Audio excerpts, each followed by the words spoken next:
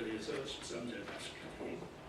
Scripture verses come from the book of Matthew, Matthew chapter 1, chapter 9, verses 1 to 13. 마태복음 9장 1절에서 23절 말씀.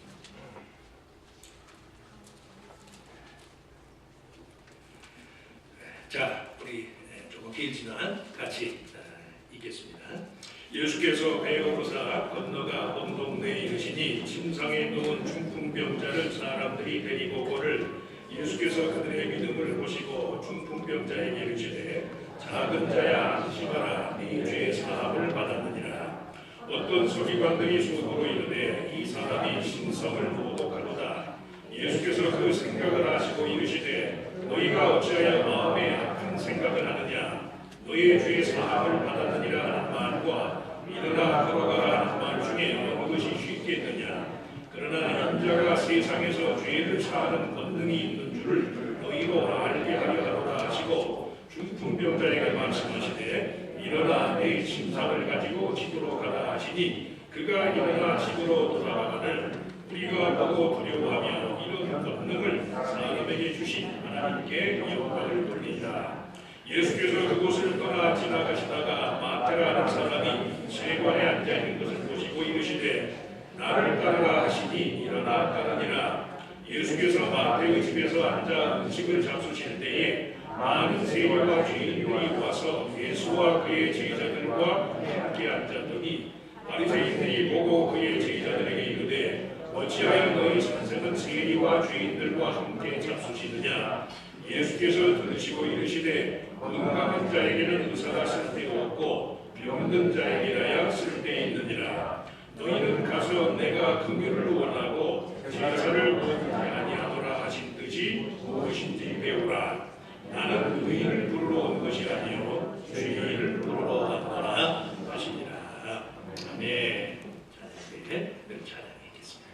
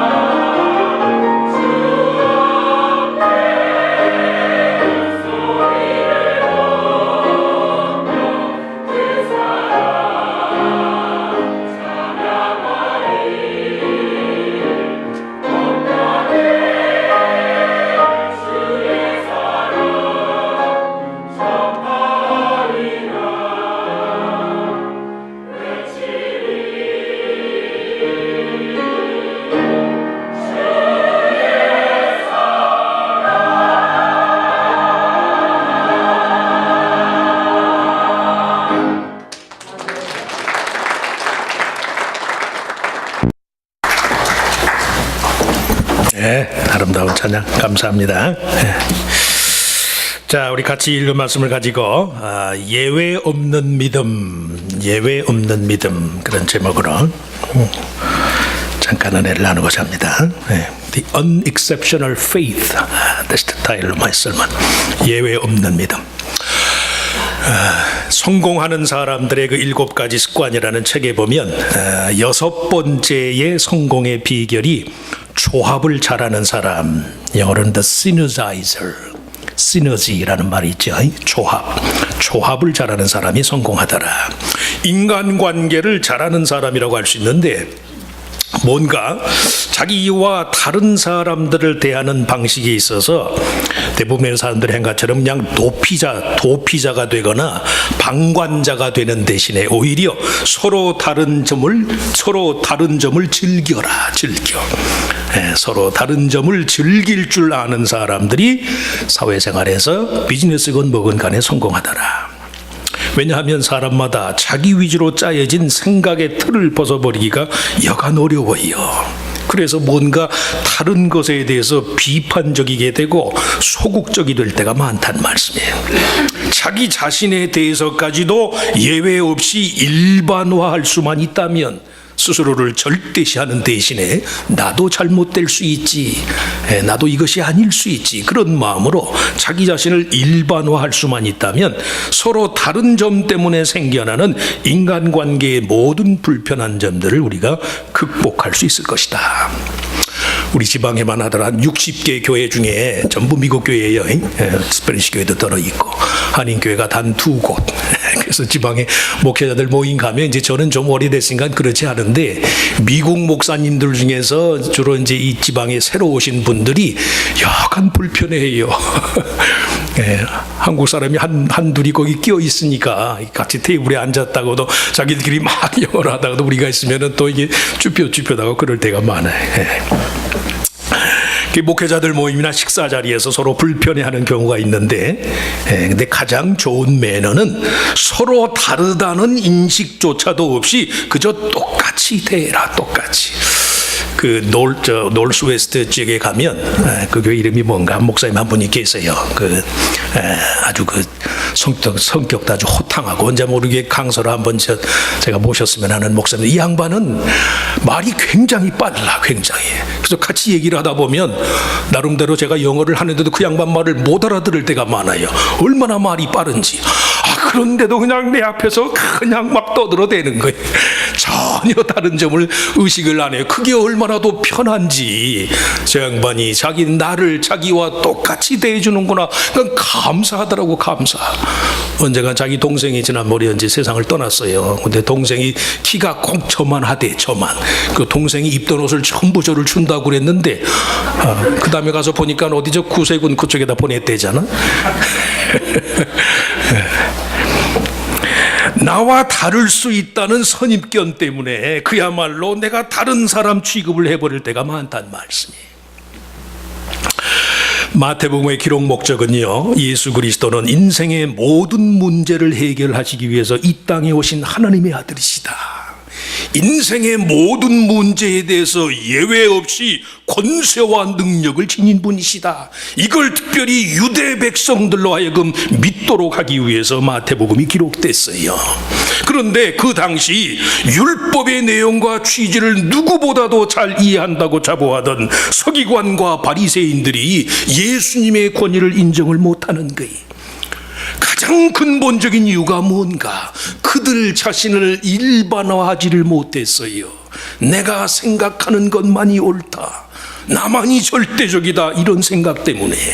바리새라는 말은 스스로 구별하였다, 구별된 자다, 그런 의미를 담고 있어요.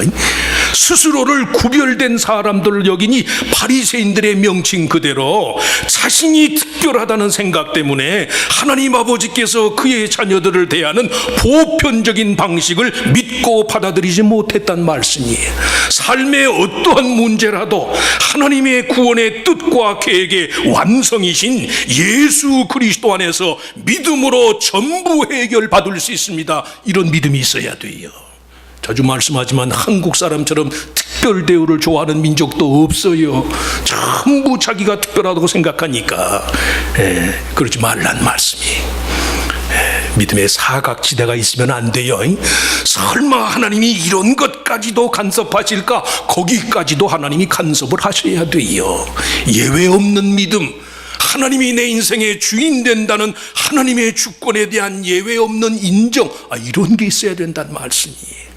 그 믿음 위에서 결코 자기 삶의 예외를 인정하지 않는 식의 그런 삶의 자세가 필요하다. 하나님 편에 예외 없는 믿음의 능력을 얻기 위한 첫 번째 조건이 뭐냐면, 그러기 때문에 죄를 사하시는 예수님의 권세를 믿어야 한다. 죄 사함의 권세, 그게 어떤 죄를 할지라도 중풍병자의 병을 고쳐주신 이 예수님이 서기관들의 기대와 같이 그 중풍병자에게 일어나 걸으라고 말하는 대신에 작은 자야 안심하라, 네 죄 사함을 받았느니라. 그 중풍병자의 괴로운 처지에도 불구하고 하나님께서 여전히 그의 삶의 주인이라는 사실을 알리기 위해서 병 고침을 받기는 받아야 되는데요, 제 발로 제 몸뚱아리는 예수님 앞에 나올 수도 없어요. 그래서 주위 사람들의 손에서 이끌려올 수밖에 없어서, 그렇다고 해서 그의 처지가 다른 사람들의 처지와 결코 다르지 않다는 말씀이, 예수님은 오히려 그의 중풍병이 그 자신의 특별한 죄 때문이 아니라 그를 포함하여 인생은 모두 예수 그리스도 안에서 하나님 아버지의 죄 사함의 은혜를 필요로 하는 자들이다. 중풍병이라는 저주스러운 삶의 처지가 그 사람만의 특별한 죄책감의 원인이 되지 못하게 했단 말씀이에요. 서기관들이 예수님을 가리켜서 이 사람이 신성을 모독한다, 예수님이 네 죄가 사했다고 말하니까 신성을 모독한다, 그렇게 말한 이유는 예수님의 그러한 행동이 주제넘는 것이라는 생각 때문에, 그가 누구간데 감히 그렇게 처참한 중풍병자의 처지를 하나님 아버지의 용서의 필연적인 대상으로 삼는가? 어떻게 저런 불행한 처지에 있는 사람을 하나님이 직접적으로 관심을 갖는 하나님의 직접적인 관심의 대상으로 삼는가? 그 이유 때문에 예수님께 예외가 없단 말씀이에요. 그리스도 안에서 모든 믿는 사람들은 전능하신 하나님의 일차적인 관심의 대상이에요. 예수의 이름으로 죄사함을 받는다는 게 그런 의미예요. 그런 의미.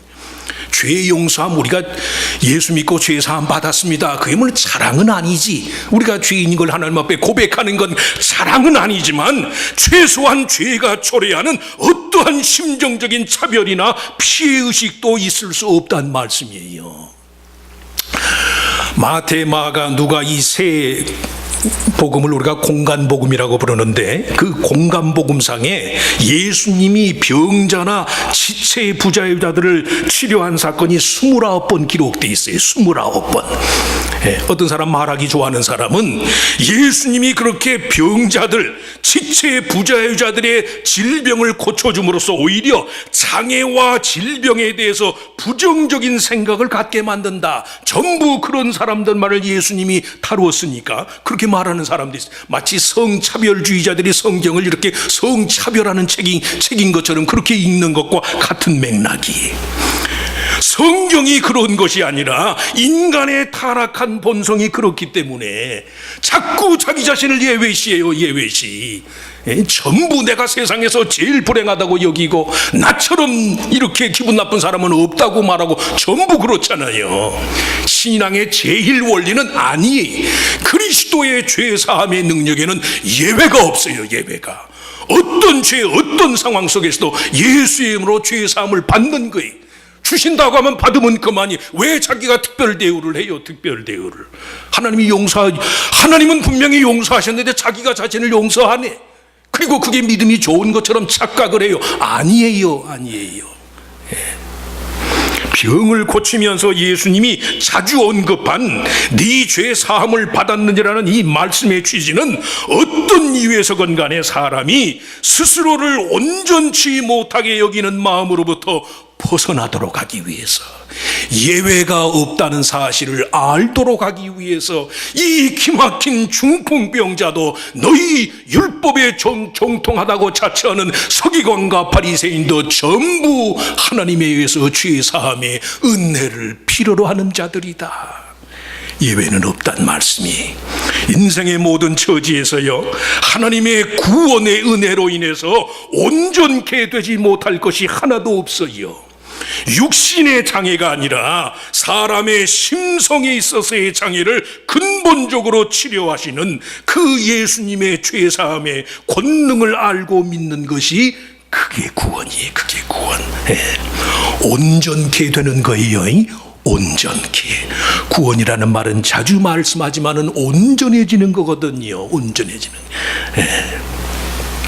둘째, 예외 없는 믿음의 능력을 누리기 위해서는 죄인을 부르시는 예수님의 권세를 믿어라. 세리 마태는 자신을 제자로 부르시는 그 예수님을 위해서요, 그날 밤 동료 세리들을 전부 초대해서 그의 집에서 만찬을 베풀었어요. 동종 유대인들에 의해서 나라를 팔아먹는 역도들이라는 낙인이 찍힌 삶을 살던 이 세리들의 입장에서 자신들 가운데 한 사람을 제자로 받아들인 그리스도야말로 정말로 하늘 아버지의 아들임이 분명했을 거예요. 근데 정통 유대 사회에서는 율법에 선생된 자가 세리와 죄인과 함께 식사를 한다는 건 있을 수가 없는 일이거든요. 음식을 함께 한다는 건 예식적인 차원의 결합을 가져오는 상징적인 행위이기 때문에 자신들의 삶의 근본이 세리나 죄인들의 그것과 같아질 수 없다는 불안감 때문에 불의하고 부정한 자들하고는 아예 식사를 안 하는 거예요. 식사를. 그런데 예수님의 입장에서요, 죄인들과 함께 식사하고 그 일을 즐기기까지 하신 이유는 한 가지예요. 왜? 예수님의 삶의 근원은 하나님 아버지께 있기 때문에. 내 삶의 근원이 하늘에 속한 것이기 때문에요, 이 세상에서 내가 속해 있는 나의 신분이나 이 세상에서 내가 상대하는 그런 사람들이 아무리 죄인되고 아무리 불법할지라도 it doesn't matter at all. 문제될 게 없어요. 삶의 근본이 다르니까. 인간의 몸을 입고 오신 나사렛 예수의 신성, 이 그리스도의 신적인 지혜와 권세를 예수님이 어떻게 유지할 수 있었을까? 그 유일한 방법은 주님 자신이 하나님 아버지의 뜻을 위해서 보내심 받은 자로서의 사명감과 소속감 때문에. 하나님께로부터 저와 여러분이요, 무엇인가 소명을 받는다는 게 그런 의미가 있어요. 그런 의미가. 누구든 예수님을 하나님의 아들, 하늘 아버지의 뜻을 위해 보내심 받은 분으로 믿는 사람들은 마찬가지로 자기 속에서요, 예수님 안에 새로운 삶의 사명을 얻게 된다는 말씀이에요. 하나님 아버지의 뜻을 위해서 부름받은 자로서 이 땅에서 사는 거예요. 그런 소명적인 자기 이해가 우리들 각자의 모든 인간적인 연약함이나 불의함이나 빈곤감, 부정함과 불결함까지도 모두 극복하게 만들어요. 왜 저들과 식사를 못해요? 식사 아니라 별걸 다 해도 예수님의 삶의 근본은 하나님께 있기 때문에 부정해질 이유가 없는 거예요. 이유가. 그러한 소명적 자기 이해가요, 우리들의 모든 인간적인 연약함으로부터 벗어나게 해요. 어떤 사람은 이거 기독교 신앙도 심리적인 최면과 같은 것입니다. 심리적인 최면이나 심적인 강화하고는 달라. 왜? 성령이 증거하시니까. 예수를 구주로 믿는 믿음 안에서의 삶을 하나님의 부르심으로 받아들이는 순간에요, 그리스도의 영, 하나님의 영이신 성령이 그 부르심의 의미와 가치를 확립해 주신다는 말씀이에요. 여러분들이 제대로 알아듣건 못 알아듣건 간에 주일 아침마다 이 목사가 열변을 토하는 것은요, 누가 증거하기 때문에? 하나님의 영이 증거하기 때문에. 이 말씀이 하나님의 뜻이라는 사실을 내 안에서 증거하니까 이보다 더 크게 할 수도 있어요. 마이크가 터질까 봐 안 하는 거지. 하나님, 내 삶이 하나님의 부르심입니다. 내가 비록 이 땅에서 냄새나고 구질구질하고 부정한 일을 한다 할지라도 내 삶은 그리스도 안에서 하나님의 은혜의 선물입니다. 하나님이 나에게 구원의 은혜를 주셨습니다. 얼마든 감당해요, 얼마든. 하나님 아버지의 뜻과 계획에 대한 일체감을 통해서 우리 안에 삶의 새로운 근본이 마련되기 때문에 마태복음상의 예수님의 족보에 보시면 마태복음 1장에 예수님의 족보가 나오지요. 예수님의 족보에 4명의 여인들이 등장해. 4명의 여인들. 다말이 누구예요? 미안한 얘기지만 성경에 있는 얘기니까 시아버지 유다와 관계를 맺은 여인이에요. 라합이 누구예요? 라합은 여리고 성의 기생이에요. 기생. 롯은 모함 여인, 우리아의 아내라고 쓰여진 바세바는요, 다윗의 혼의 정사의 대상이에요. 대상. 하나님의 아들이신 예수님의 족보에 왜 등장하는 여인들이 하나같이 이런 여인들일까? 그럼에도 불구하고 그 지옥스러운 예수님의 육신의 족보에 뭐가 있어요? 하나님의 부르심인 게 하나님의 부르심. 그런즉 모든 대수가 아브라함부터 다윗까지 연례되어 다윗부터 바벨론으로 사로잡혀 갈 때까지 연례되어 바벨론으로 사로잡혀간 후부터 그리스도까지 연례되더라. 뭘 말해요? 그 부정해 보이고 불결해 보이는 것만 같은 인간 나사렛 예수의 족보에 하나님의 구원 역사의 흐름이 있단 말씀이, 하나님의 소명이 있어요. 자기 삶의 근본을 하나님께 마련하는 일이 그만큼 중요한 게, 그만큼 자주 말씀하지만 기독교는 삶의 터를 그리스도께 두는 종교니까 예수를 믿는다고 해서 자기 자존심, 자기 체면, 자기가 어떻게 자기를 꾸며보려고 그럴 필요 없어요. 우리는 쇠할수록 그분은 흥하는 거예요. 흥하는. 하나님의 자녀들인 게 예수 믿는 사람이 다 세상에서 출세하고 잘 돼야지요. 출세하고 잘 될 수 있으면 좋지요. 그리 아니하실지라도 내 부끄러울 이유가 없단 말씀이에요. 왜? 내 삶의 근본은 하나님께 속해 있으니까. 그런 마음으로 하나님의 부르심을 받아들이셔야 돼요. 일주일 동안은 세상에서 세상에 속한 자라고 말할지 모르지만 하나님을 예배하는 사람은 일주일 내내 내가 세상을 살면서도 하나님의 시민권, 하늘나라의 소속감을 갖고 사니까 그것이 우리로 하여금 진실하고 용기 있고 능력 있는 삶을 살게 한다는 말씀이. 그래서 성도가 자기 삶의 근본을 예수님 안에 마련하는 게 그만큼 중요해요. 부질없는 세상 자랑하지 말고, 우리 집이 몇 평이네, 차를 무슨 차를 샀네. 성도들이 좋은 차 타면 목사는 좋아요. 기분 좋지요. 그러지만 그런 거 자랑하지 말고 부질없는 세상 자랑 대신 그리스도 안에서 하나님의 사랑받는 자녀로서 그의 나라와 의를 위해서 살다가 죽어서 장차 부활 승천해서 영원한 하나님 나라의 상속자가 되기를 바랍니다.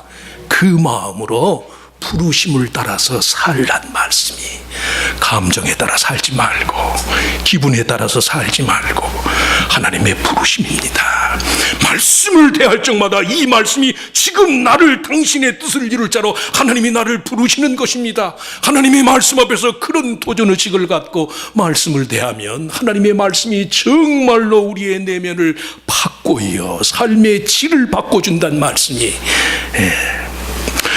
마지막으로 예외 없는 믿음의 세 번째 요소는 긍휼을 베푸시는 예수님의 권세를 믿어라. 긍휼을 베푸시는, 바리새인들에게는 부정하고 불의한 자인 것처럼만 보이는 이 마태와 같은 세리들이 예수님에게는 의원의 손길을 필요로 하는 병든 자로 여겨졌어요.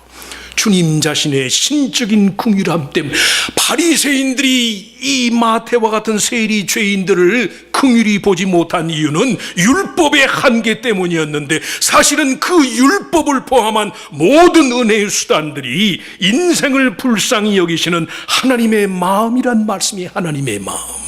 우리가 하나님의 뜻을 아는 게 그래서 중요해요.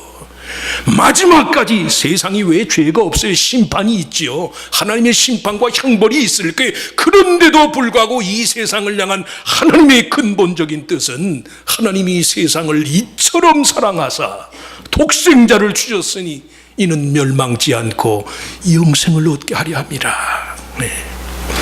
13절 말씀이 인용한 말씀은 호세아서 6장 6절의 말씀이에요. 나는 인애를 원하고 제사를 원치 아니하며 번제보다 하나님을 아는 것을 원하노라. 이 말씀의 배경에는 고대 북왕국 이스라엘의 비극적인 종말의 상황이 반영되어 있어요. 아수르 제국의 위협 앞에서 왕들을 비롯한 모든 백성의 지도자들이 하나님께 대한 신앙적인 순수함보다 정치적인 동맹과 야합을 생존의 비결로 삼는 거예요. 긍휼 인애라는 말은 하나님의 변함없는 사랑을 의미하는데 그 믿음의 순수함이 이스라엘 공동체 내에서 먼저 회복돼야 한다. 순수함이 회복돼야 한다. 순수함이. 어린아이같이 순수함. 나이가 먹고 세상 일이 고달프고 세상 일이 복잡할수록 오히려 성도의 심령에는 거룩한 순수함이 있어요. 순수함, simplicity, pureness, cleanness, integrity. 왜 하나님을 믿는 사람들의 마음이 그렇게 복잡한가요? 그 사랑 앞에 독생자를 대속물로 내어준 하나님 아버지 앞에 뭐가 그렇게 따질 게 많다고 믿는 사람의 삶이 복잡해요. 복잡할 이유 하나도 없어요. 하나도. 이것저것 우리 스스로 초래한 걸 다 빼고 나면 신앙에는 한 가지만 남아요. 뭐만 남아요? 하나님의 사랑만 남는 거예요. 하나님. 별의별 이유와 별의별 조건이 있어도 하나님은 이 세상을 사랑하신다는 말씀이에요. 사랑. 건강한 자에게는 의원이 쓸데없고 이 주님의 말씀은 비유만이 아니, 그가 베푸시는 하나님의 구원의 선물의 본질이 병든 인생을 치료하기 위한 것이라는 점 때문에, 이게 보세요, 죄, 구원, 영생, 기독교 신앙의 용어들이 굉장히 철학적이고 추상적인 것 같은데 그 본래의 의미를 따져보면 전부요, 이미 말씀한 것처럼 구원은 사람을 온전하게 하는 게 온전하게, make whole. whole이라는 말에서 건강이라는 말도 나왔거든. 우리는 모두 하나님의 신적인 치료, 병 고침의 대상이라는 말씀이에요. 인생은 아무리 잘나고 아무리 대단해 보여도 하나님이 고쳐주셔야만 하는 사람이 고쳐주셔야만. 그대로는 안 된다는 말. 그대로는 다 죽어요. 다 영원한 형벌의 대상이. 그대로는 아무리 이쁘고 아무리 잘나고 아무리 늘씬해도 하나님이 고치지 않으면 인생은 다만 병 고침의 대상. 모든 상황과 조건을 초월해서 병은 고쳐져야만 돼요. 고쳐져야만. 긍휼을 베푸시는, 사람을 고치고자 하시는 그 하나님의 마음, 그걸 믿는 것이요 예수님의 권세예요. 김창완이라는 가수가 있어요. 응답하라 1988. 한국이 하도 재미가 없으니까 그 드라마 끝나고 나니까 대한민국 사람들이 이제 뭘 하고 사나, 사람들이 그런데나. 그 드라마에 나오는 OST 청춘이라는 노래 아시나? 청춘. 언젠간 가겠지 푸르른 이 청춘. 모르시나? 본색이 나오네. 언젠간 가겠지 푸르른 이 청춘, 지고 또 피는 꽃잎처럼. 달 밝은 밤이면 창가에 흐르는 내 젊은 연가가 구슬퍼. 각오 없는 날들을 잡으려 빈 손짓에 슬퍼지면 차라리 보내야지, 돌아서야지, 그렇게 세월은 가는 거야. 인생을 아주 통달한 사람, 김창완이라는 가수가 첫 아들을 얻고, 젊은 날에 한 20, 30년 전에 첫 아들을 얻고, 아들을 얻고 보니까요, 어머니, 부모님의 마음이 생각들더래. 첫 아들을 낳는 청춘의 즐거움 속에서 나이 들어 져가는 부모님의 인생의 아쉬움과 부모님의 서러움을 느낀 거예요. 그래서 젊은 사람이 노인을 위로하려는 그런 마음으로 쓴 노래래, 쓴 노래.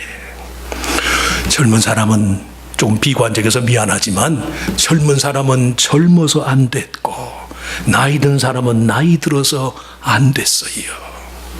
제가 가끔 우리 큰애가 한국 가 있으니까 세상이 하도 흉흉하니까요. 그런 생각을 해요. 저도 이제 인생에 우리 아이들이 사는 세상은 얼마나 힘들까. 인간의 역사는 계속 반복되는 것이긴 하지만 우리 대에도 인생이 고달팠는데 내 자식들의 인생은 얼마나 저들이 힘들까. 한국에 그냥 취업난이 그냥 날리고 그렇잖아요. 젊은 사람은 젊어서 불쌍하고 나이 들면 나이 들어서 불쌍해요. 언젠간 가겠지. 푸르른 이 청춘, 지고 또 피는 꽃잎처럼 달 밝은 밤이면 창가에 흐르는 내 젊은 연가가 구슬퍼 가고 없는 날들을 잡으려 또 잡으려 빈 손짓에 슬퍼지면 차라리 보내야지, 돌아서야지. 그렇게 세월은 가는 거야. 나이 든 사람은 나이 들어서 위로를 필요하고 젊은 사람은 젊기 때문에 하나님의 위로를 필요해. 무슨 말씀이에요? 인생은 다 하나님의 병고침의 대상이에요. 대단한 것처럼 잘난 척하지 마시라고. 나만 제일이고 내가 생각하는 게 전부 내 뜻대로 돼야만 하고 그러지 마시라고. 건강한 자에게는 의원이 쓸데없고 병든 자에게라야 의원이 필요하느니라. 그 마음을 아는 것이 지혜고 그 마음을 아는 것이 사랑이고 그 마음을 알 때 하나님의 능력이 임해요. 불쌍히 여기는 마음. 내 삶의 어떤 것도 하나님이 손대지 못할 것이 없습니다. 내가 세상에서 제일 기막힌 처지 같지만 하나님, 나보다 더 불행한 사람은 얼마든 있습니다. 내 삶의 어떤 것도 하나님의 구원의 예외지대는 없습니다. 그 마음으로 주님을 믿고 삶을 은혜에 보답하기 위한 하나님의 부르심으로만 살면 인생 잘 사는 거예요. 그런 마음으로 한 해, 아니 평생을 넉넉하게 살아가는 저와 여러분 모두가 되시기를 주의 이름으로 축원합니다. 하나님, 어떻게 사는 것이 지혜롭게 사는 것이고 또 믿음으로 사는 것인지 주의 말씀을 통해서 깨닫게 하심을 감사합니다. 하나님은 그리스도 안에서 우리의 모든 삶의 영역에서 주관자가 되시고 구원자가 되시고 대신 담당하시는 대속자가 되어주시길 원하시는데 우리는 자꾸 우리들 자신의 특별한 것, 나만의 무슨 대단한 속사정 이런 것들을 내세우면서 하나님의 위로의 부르심으로부터 우리 스스로 멀어지는 때가 많습니다.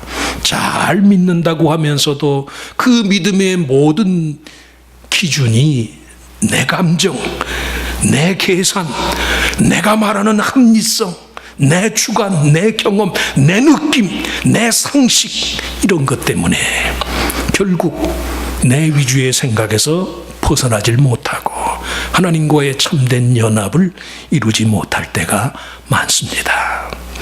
인생은 모두가 다 하나님에 의해서 온전케 되어야 할 병고침의 대상에 불과한다는 사실을 겸손히 이 아침에 인정할 줄 아는 우리들 모두가 다 되게 하여 주시옵소서. 삶의 근본이 내게 있어서 내가 주인이 아니라 나는 다만 그리스도 안에서 하나님이 나를 향한 그 사랑의 부르심에 응답할 뿐입니다. 끝 끝까지, 마지막까지, 이 세상 떠나는 내 눈 감는 그 순간까지 삶은 하나님이 나를 향한 부르심입니다. 소명으로, 사명으로 감당해서 바닥에 살면서도 하늘을 우러러볼 줄 아는 믿는 자의 삶이 되게 하여 주시옵소서. 이런 주님의 마음만 가지면 우리가 아무리 세상에서 불의하고 부정한 처지에 있다 할지라도 우리는 하나님 보시기에 가장 정결하고 의로운 삶을 살게 되는 줄로 믿습니다. 삶이 고달프고 괴로운 것만을 원망하는 자들이 되지 말게 하시고, 지금 내 영혼에, 지금 내 삶의 소속이 어디 있는가, 누가 내 삶의 주인인가, 내가 정말 누구를 최종적으로 갈망하는가, 삶의 정체성, 소속감, 하나님의 부르심, 이것을 확신하며 나아가는 우리들 모두가 다 되게 하여 주시옵소서. 이 믿음으로 한 해 동안도 승리하고 가정과 교회와 우리의 모든 인간관계에 차고 넘치는 하나님의 은혜의 열매가 맺어지는 복된 삶이 되게 하시기를 바라옵고, 감사하며 우리 주님 예수 그리스도의 이름으로 간절히 기도하옵나이다. 아멘.